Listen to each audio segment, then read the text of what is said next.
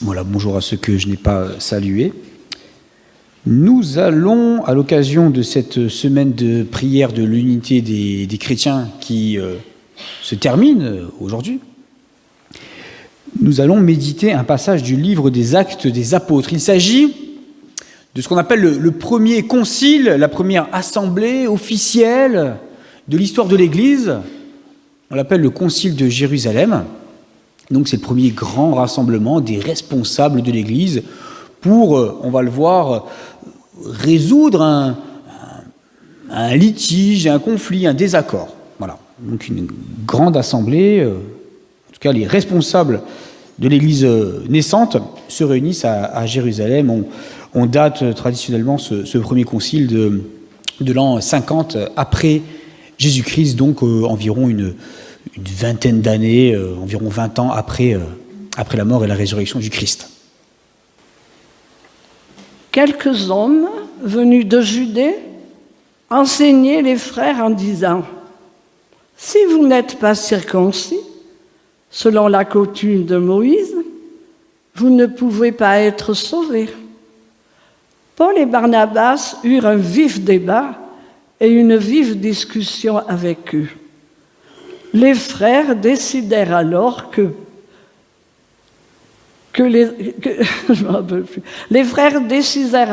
Paul, Barnabas et quelques-uns d'entre eux monteraient à Jérusalem, vers les apôtres et les anciens, pour traiter cette question.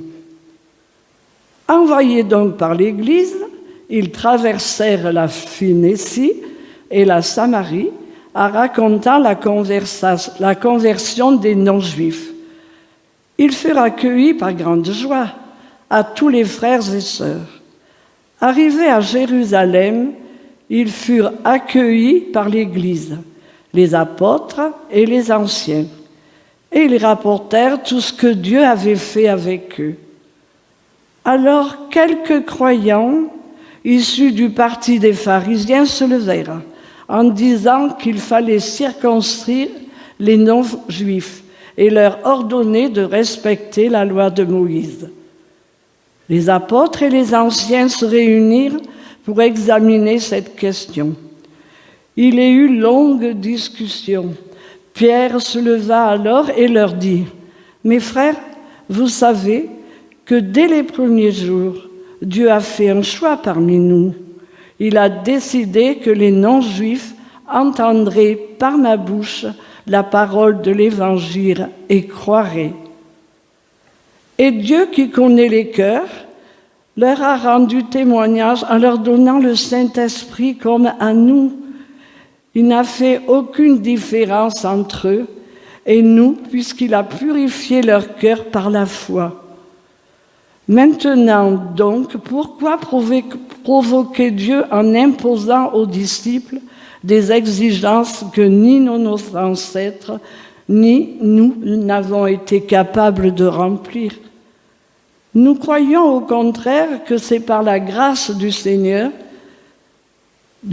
Jésus que nous sommes sauvés, tout comme eux.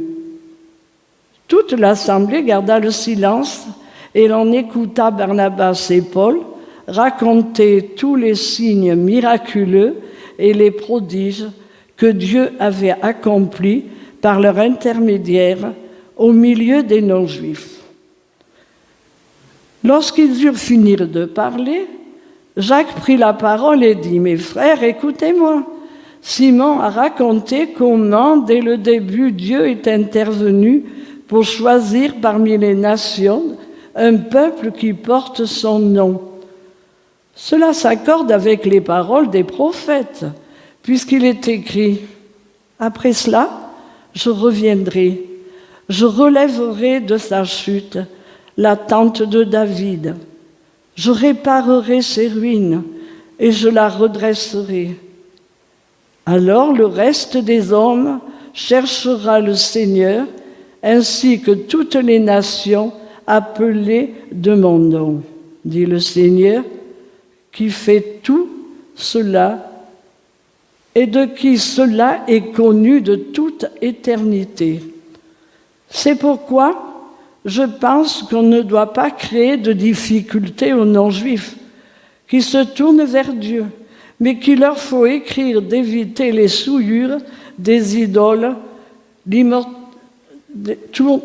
l'immoralité sexuelle, les animaux étouffés et le sang.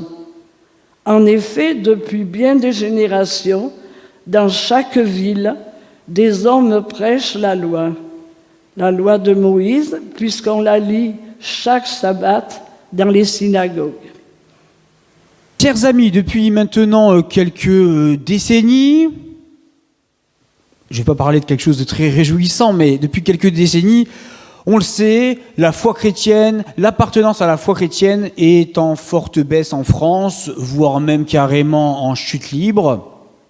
Même si on constate, et là c'est quand même encourageant, on constate à peu près dans toutes les confessions un petit frémissement et une augmentation notamment des demandes de baptême de la part d'enfants qui demandent eux-mêmes le baptême, d'adolescents ou de jeunes adultes. On observe ce phénomène, il y a un vrai phénomène qui est en train de se passer depuis quelques années, mais globalement, sur quelques décennies, c'est vrai, l'appartenance à la foi chrétienne en France est en forte baisse. Si ce constat nous préoccupe, alors la question de l'unité des chrétiens devrait également nous préoccuper et nous concerner fortement. Voici ce que Jésus a dit c'est l'extrait d'une prière qu'il adresse au Père dans l'évangile de Jean, « Que tous soient un, comme toi, Père, tu es en moi, et comme je suis en toi, afin qu'eux aussi soient un en nous, pour que le monde croie que tu m'as envoyé. » Donc l'unité des chrétiens, le fait que les chrétiens soient unis, doit permettre que le monde croie, que plus de personnes viennent à Dieu. Aussi, si nous avons à cœur que davantage de personnes aujourd'hui viennent à Dieu, la question de l'unité des chrétiens, de l'union des chrétiens, du rapprochement, d'une meilleure communion entre les chrétiens, devrait nous concerner. Alors bien sûr, me direz-vous, si nous sommes séparés entre confessions, si par exemple à Valréas, les réformés et les catholiques ne se retrouvent pas au même endroit chaque dimanche pour louer Dieu, pour communier, etc., c'est qu'il y a, à nos yeux, sans doute de bonnes raisons. À leurs yeux, à nos yeux, il y a sans doute de bonnes raisons à cette séparation, sinon chaque dimanche nous serions ensemble, n'est-ce pas ? Quoi qu'il en soit, la question de l'unité des chrétiens ne concerne pas seulement la diversité confessionnelle, elle concerne également la diversité au sein de nos communautés. Et ici même ce matin, il y a plusieurs sensibilités spirituelles, il y a une diversité par rapport à notre histoire personnelle, par rapport à peut-être à notre milieu social, à notre culture, à notre histoire. Il y a en notre sein une diversité. Comment faire alors pour que notre vie communautaire ne soit pas un poids, mais qu'on puisse toujours avancer davantage ensemble dans un même esprit, qu'il y ait toujours une meilleure communion non seulement, et une meilleure unité non seulement formelle et physique, mais aussi spirituelle. Comment renforcer notre communion, comment renforcer notre communion aussi avec les autres chrétiens. Pour y réfléchir, je vous propose donc de nous pencher sur le texte que Ginette nous a lu, le texte du Concile de Jérusalem, le premier concile de l'histoire de l'Église, pour nous inspirer, parce que ce concile, c'est un bel exemple finalement de rétablissement de l'unité ou bien de consolidation de l'unité, ça dépend comment on le voit. Quel est le problème qui va mener au concile ? Quel est le problème ? Le problème, et c'est en fait l'enjeu, le gros sujet de conflit dans les premiers temps du christianisme, Laurence l'a un petit peu évoqué, la question c'est, est-ce que finalement, les non-juifs qui deviennent chrétiens, les nouveaux convertis, est-ce qu'ils doivent devenir juifs ? À l'époque, il n'y a pas cette séparation où le christianisme vient du judaïsme. Toute la question, c'est pour les nouveaux convertis, pour les étrangers à Israël, est-ce que les nouveaux convertis doivent devenir juifs ? Et la circoncision, c'est ce qui marque l'appartenance au judaïsme. Et donc, apparemment, dans les premiers temps du christianisme, quand la mission chrétienne sort de la terre d'Israël, on ne demande pas aux nouveaux convertis, aux non-juifs, de se circoncire et de devenir juifs.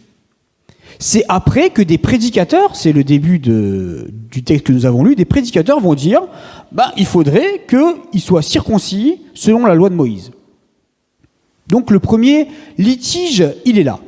Quel est l'enjeu en fait de ce litige? Pourquoi il y a ce litige? Pourquoi les prédicateurs demandent la circoncision des non-juifs? Plusieurs raisons à cela. Il y a d'abord une raison théologique, on va dire, d'interprétation des textes. Il y a un désaccord sur la lecture des textes. Et dans ces lettres, notamment dans sa lettre aux Romains et sa lettre aux Galates, Paul va lutter justement contre cette idée menée par des prédicateurs qui veulent la circoncision des non-juifs, et il va s'appuyer sur Abraham. Sans doute que ceux qui veulent la circoncision des non-juifs s'appuient aussi sur Abraham, en disant Abraham, il a été circoncis, c'est notre ancêtre dans la foi, donc il faudrait que, y compris les non-juifs, soient circoncis comme Abraham. Donc il y a vraiment un débat autour des textes. On ne va pas rentrer dans les détails de ce débat ce matin, mais il y a cette question-là, c'est une querelle d'interprétation des textes, tout simplement. La deuxième raison, c'est aussi une raison, sans doute, et d'ailleurs Paul le dénonce dans ses lettres, dans la lettre aux Galates, c'est une question de respectabilité sociale. C'est-à-dire que, même si la circoncision et d'autres pratiques des Juifs étaient parfois moquées par les païens, le fait de devenir juif par la circoncision, pour les hommes, bien sûr, c'était une manière pour les communautés de rejoindre quelque part le judaïsme, ce qui faisait l'identité juive. Et donc c'était une protection parce que dans le monde romain, le judaïsme c'était quand même une religion respectée, c'était la religion d'un peuple, c'était une tradition ancestrale, donc c'était respecté. Les anciens, ils respectaient l'ancienneté, ils ne respectaient pas la nouveauté. Donc c'était une religion ancienne, et donc le fait de circoncire les hommes, les nouveaux convertis, c'était peut-être une manière pour les partisans de la circoncision d'être bien vus, que les communautés soient mieux vues dans la société et par le pouvoir, sachant qu'à l'époque, le pouvoir était quand même particulièrement brutal. La troisième raison de ce litige et de la demande de ces prédicateurs, c'est sans doute pour se préserver des mauvaises influences extérieures. En effet, dans le judaïsme à l'époque, la circoncision, mais aussi le respect de certaines règles alimentaires, le respect de certaines fêtes juives, c'était une manière pour les Juifs de se séparer des autres peuples, de se distinguer des autres peuples, de se préserver de l'influence mauvaise des autres peuples les païens sont mauvais, donc on veut se préserver de leur mauvaise influence.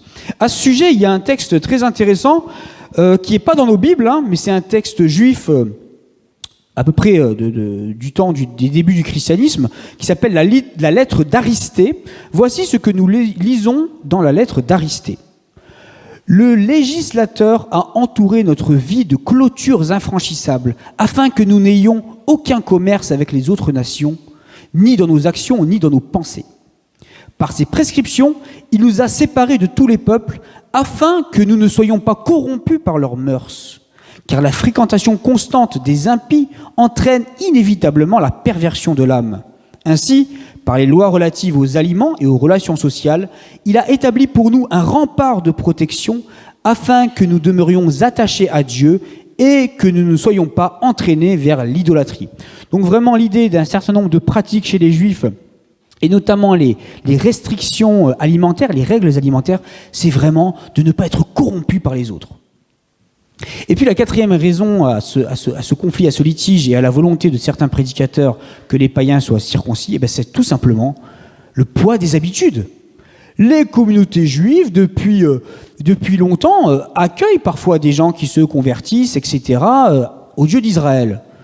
Mais l'habitude, c'était de leur demander simplement un certain nombre de respecter un certain nombre de règles, un certain nombre d'habitudes, la circoncision, les règles alimentaires, un certain nombre d'habitudes comme ça. Et donc, il n'y a pas de raison que ça change. C'est l'habitude, on a toujours fait comme ça. Ça a sans doute du sens. Pourquoi est-ce qu'on devrait changer ? Donc, la quatrième raison de ce litige, en fait, c'est le poids des habitudes. En fait, la démarche des prédicateurs qui veulent la circoncision, c'est quoi ? C'est de dire, finalement, que l'appartenance au peuple de Dieu, l'appartenance au christianisme, ça doit être lié à une culture, à un marqueur, à des marqueurs identitaires, à quelque chose qui distingue vraiment des autres.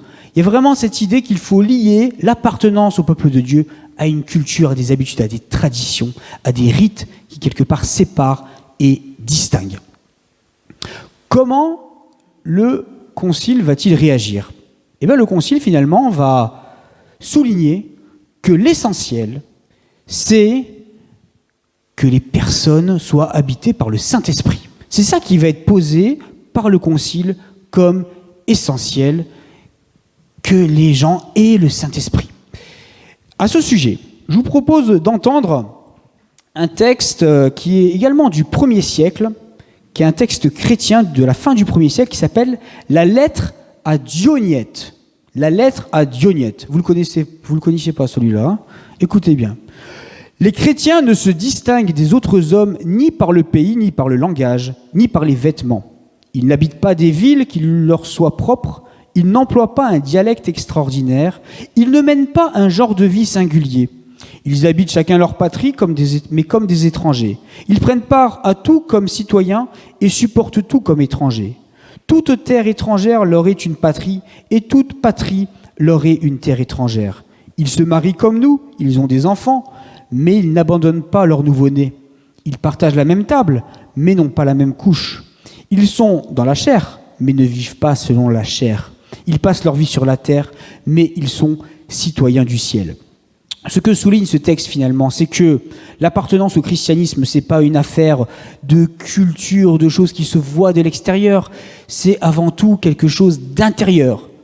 C'est le Saint-Esprit qui transforme intérieurement. Le Saint-Esprit, ça se voit aussi de l'extérieur. Pour reprendre une publicité pour Activia de Danone, le Saint-Esprit est actif de l'intérieur, mais il se voit de l'extérieur. Mais c'est pas non plus flagrant, c'est pas lié à des rites, à une culture, à des traditions. C'est d'abord quelque chose d'intérieur. Le Saint-Esprit, c'est ce qui nous maintient en relation avec Dieu, c'est ce qui nous maintient en relation avec les autres, c'est ce qui nous permet d'aimer Dieu, d'aimer les autres. Et ainsi, le Concile de Jérusalem va poser que l'essentiel, c'est ça, c'est la possession du Saint-Esprit. C'est ça qui fait communauté, c'est ça qui fait qu'on appartient au peuple de Dieu. Alors, chers amis, comment le Concile va finalement trancher la question? Eh bien, le Concile va dire, à partir du moment où les personnes sont habitées par le Saint-Esprit, il n'y a rien à rajouter. Il n'y a rien à rajouter. Alors, sans doute que les prédicateurs pro-circoncision, ils avaient peur que, même s'ils sont habités par le Saint-Esprit, ils pouvaient avoir peur que finalement les gens, les nouveaux convertis ne respectent pas la volonté de Dieu, qu'ils la connaissent pas suffisamment.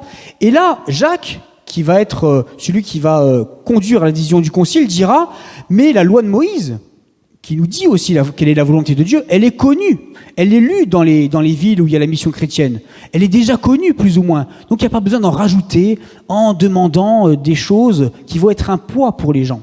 Parce que le fait de se faire circoncire, le fait de respecter après des règles alimentaires, etc., c'était quand même une démarche un peu lourde. Et le Concile va clairement dire, il ne faut pas compliquer la vie des nouveaux convertis. Il ne faut pas que les habitudes et traditions soient une complication. Mais, vous l'avez entendu, Jacques et le Concile vont quand même poser quelques limites. 4 prescriptions que je vais rappeler telles qu'elles sont données dans le texte. Ils vont dire quand même qu'il faut demander aux communautés de s'abstenir de 4 choses. D'abord, les souillures des idoles. Ensuite, l'immoralité sexuelle. Ensuite, vous avez retenu, ensuite il y a les animaux étouffés, et 4e, le sang. Alors, on n'est pas tout à fait d'accord sur ce dont il s'agit dans la recherche, mais une opinion qui est majoritaire et qui ne tient pas tellement debout, c'est que ce serait des règles morales minimales. Il s'agirait en fait de règles morales minimales qu'on va donner au cas où les gens ne les connaissent pas. La difficulté de cette hypothèse, c'est que si c'était ça, il en manquerait quelques-unes quand même, des règles minimales, on va dire. Il n'y a pas l'interdit du vol, par exemple. Donc, c'est une hypothèse qui est assez peu suivie.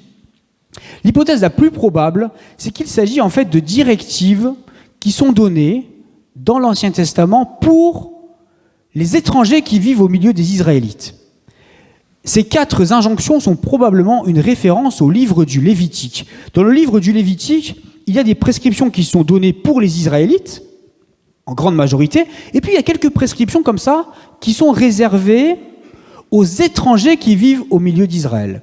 Et ça correspond à peu près donc, à ce qui est donné aux étrangers vivant au milieu d'Israël au chapitre 17 et 18 du livre du Lévitique. Alors, de quoi il s'agit? Essayons de préciser un peu les choses. Les souillures liées aux idoles, c'est tout ce qui peut lier aux divinités autres que le Dieu d'Israël. Et ça comprend notamment ce que tu as évoqué, Laurence, la viande qui est sacrifiée aux idoles. Ensuite, il y a l'immoralité sexuelle, ce qu'on appelle l'immoralité sexuelle, la pornéia en grec, bon, c'est quelque chose de très général. Troisièmement, il y a s'abstenir des animaux étouffés. Les animaux étouffés, ce sont les animaux dont la viande n'a pas subi un abattage rituel. Et puis quatrièmement, il y a la consommation du sang. Ben c'est pareil, c'est les viandes où il y a encore un peu de sang à l'intérieur, ou parfois on buvait le sang des animaux, donc ça pareil, c'est proscrit. En fait, quelle est la décision du Concile?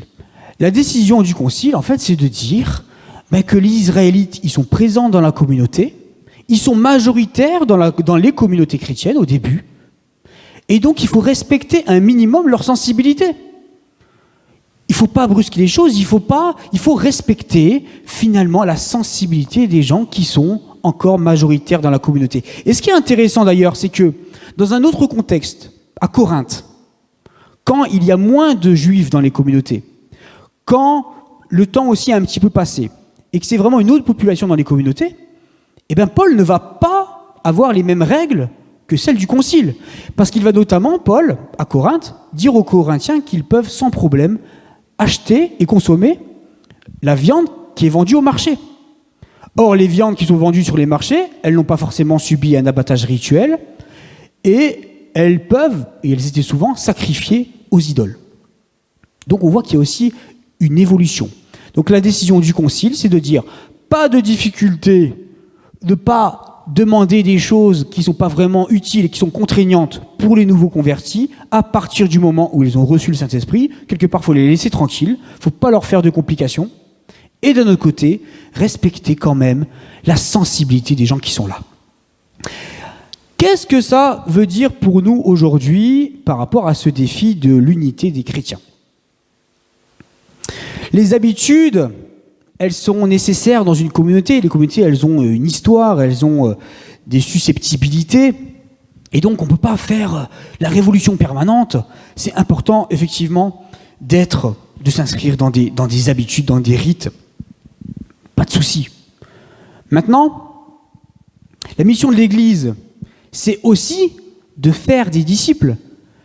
C'est notamment d'accueillir dans nos communautés les personnes que le Saint-Esprit touche. C'est une aussi des vocations de l'Église. Et de ce point de vue, c'est important de ne pas leur faire de difficultés, de ne pas complexifier leur relation avec le Seigneur. Et donc, c'est à nous, en tant que communauté, d'être dans le discernement par rapport à nos traditions, à nos habitudes. Bien sûr, il y a des habitudes à respecter, mais c'est important aussi que ces habitudes ne soient pas des contraintes pour les personnes que le Seigneur touche et avec lesquelles il voudrait entrer encore davantage en relation. C'est important aussi de faciliter la relation avec le Seigneur qui sont touchés par le Saint-Esprit. Et puis les autres confessions chrétiennes, les personnes d'autres confessions chrétiennes, elles ont aussi leurs habitudes, elles ont leurs susceptibilités, elles ont leurs histoires, leurs traditions. Et ça, on ne peut que les respecter. Si on veut avancer dans l'unité des chrétiens, c'est important aussi de respecter la susceptibilité des orthodoxes, des catholiques, des évangéliques. Ils ont aussi leurs histoires, ils ont aussi leurs rites et leurs habitudes. Et ça, on ne peut pas le brusquer si on veut avancer sur le chemin de l'unité. Toute la question, et ce qui doit nous encourager vers l'unité, et pour progresser vers l'unité, c'est de se demander, est-ce que ceux qui sont avec nous dans la communauté, ou est-ce que les chrétiens d'autres confessions ont reçu le Saint-Esprit? Est-ce qu'ils ont reçu le Saint-Esprit? Alors vous me direz, c'est une bonne question, parce que c'est pas forcément évident de le savoir. C'est pas forcément évident de le savoir, et en même temps, franchement, des personnes qui vont à la messe le dimanche matin, qui vont dans une divine liturgie chez les orthodoxes, qui vont dans un culte évangélique, qui vont ici dans un culte réformé, est-ce que, franchement, s'il n'y avait pas un petit peu le Saint-Esprit qui était passé par là, est-ce qu'ils seraient là? Est-ce qu'ils n'auraient pas autre chose à faire? Est-ce qu'on ne peut pas se dire qu'a priori, même s'il peut toujours y avoir des loups dans la bergerie, mais a priori, est-ce que si les personnes ont cette idée de se réunir pour louer le Seigneur, pour communier le dimanche matin, est-ce que ce n'est pas parce que le Saint-Esprit les a touchés? Est-ce qu'on ne peut pas partir de ce principe? À partir du moment où nous avons la conviction d'être mus par un seul esprit, nous sommes invités à avancer sur le chemin de l'unité et à respecter bien sûr nos traditions et nos susceptibilités, mais aussi savoir les relativiser pour renforcer toujours davantage dans nos communautés et avec nos frères et sœurs d'autres communautés, notre communion et notre unité afin que le monde croie, tout simplement. Je terminerai pour nous encourager avec également un extrait de la prière du Christ au Père dans l'évangile de Jean. « Je leur ai donné la gloire que tu m'as donnée, afin qu'ils soient un comme nous sommes un, moi en eux et toi en moi, afin qu'ils soient parfaitement un et que le monde connaisse que tu m'as envoyé et que tu les as aimés comme tu m'as aimé. » Amen.